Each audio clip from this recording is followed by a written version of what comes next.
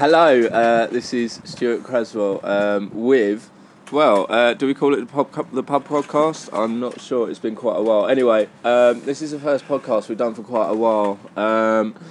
And for those people that are aware of me on social media, I have now become a fully legitimate and qualified life coach.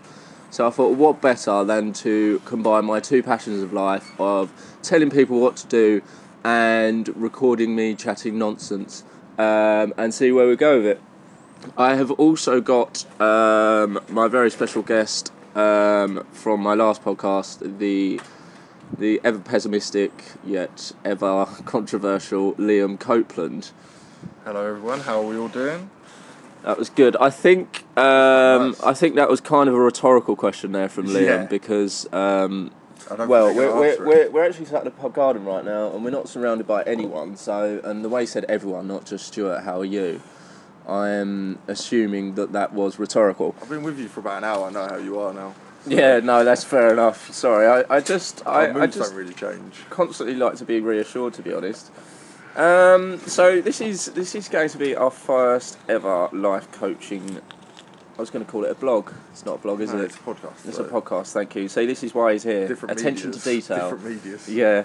See, oh god, I'm never going to crack this media world, am I? I'm getting too confused and convoluted. Right. Sorry, I'm right. I won't get distracted by hairbands. Sorry, I'm trying to learn how to plait my hair at the moment, and it's driving me bananas because I can't do it. Anyway, so life coaching. We sort of started recording this, and I haven't actually thought of a life coaching lesson at the moment, to be honest. I've got one, and I think it's quite relevant to the world. This life lesson or life coaching lesson 102. There is always someone that thinks they can do it better than you. Because there always is. You could say, "Oh, I'm the best cricketer in the world." There's someone out there. Well, I am. But then there's someone that's going to go, "I'm better." When really, what you should do is just go, "Fuck it, I'm okay." Average is okay. People. I suppose you can be content, and there is Yeah. some sort of happiness found there. That's fair enough. I've never really understood that one was this. almost philosophical, Liam. Yeah, I don't feel this strive for glory. Just average is okay. Yeah, no, It sums up. That's life. fair enough. I mean, that one was actually quite good, because generally most of my life coaching lessons are either shrouded around drug abuse, sexism, or just general. Oh, they will come in later issues. I feel we need to. This is to reel people in. This is right. Okay, so we need genuine life. Right. Okay. And then later on, we'll just be disgusing human beings. I tell you what. I used to work for a company called Trade Plumbing, and the owner of the company was a right prick. Hated him. Anyway, he was incredibly condescending, and he used to read all these sort of self-help life coaching books and just regurgitate them to me, and then get me to read them later, and passing them off as his own words until I actually read them. But the issue that I had there was that at the time I couldn't tell him he was being an idiot. But I reckon I could sort of I could think of some of those right now. I always imagine with those books it's quite easy to write. Well, essentially, you're just preying. The worst thing about them is you're just preying on people's insecurities. So, sorry, I thought I just heard someone shout my name. No. Is that just me being incredibly narcissistic and megalomaniac? Right, good. So, yeah, you are just preying on people's insecurities, really. Which, as me, as a life coach, and Liam, my assistant life coach. A beautiful assistant. Yes, my very beautiful, glamorous bikini as we assistant speak, life people. coach. Oh God, I don't know why I just said "oh God" like I got a visual image, because I'm looking at him right now. So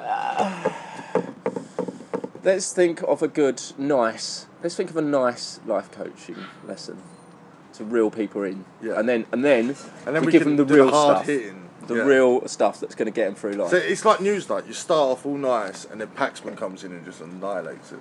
Well, Paxman sort of starts off horrible and then ends up nice, doesn't he? But Evan Davis, this new one, I don't like it. he's just like a damp flannel in interviews, isn't he? Really, which is the worst thing. Here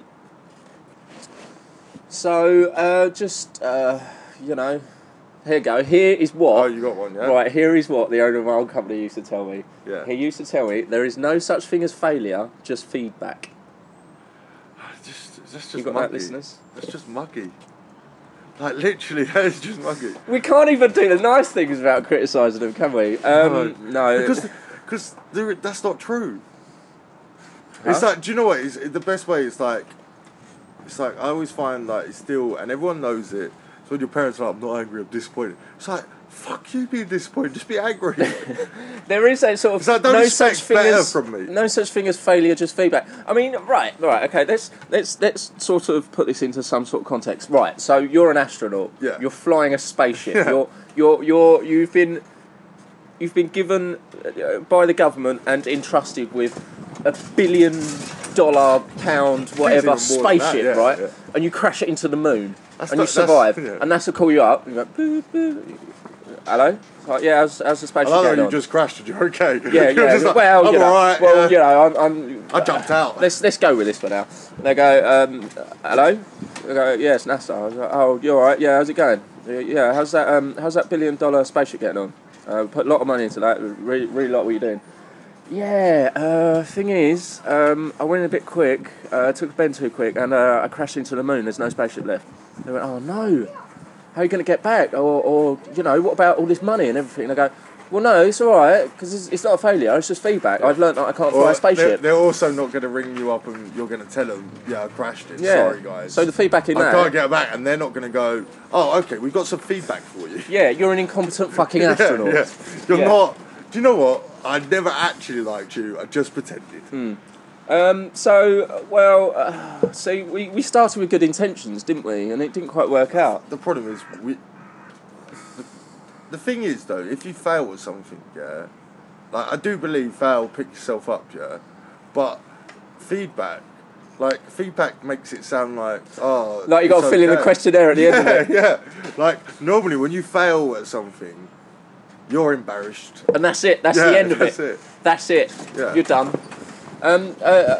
For our tens of listeners as well, we are actually currently in a pub garden under an umbrella, and it is the sort of end of March. It's quite cloudy, but it's incredibly windy. So if you're picking up some odd noises, it's not Liam's bikini billowing in the wind. It's actually this umbrella.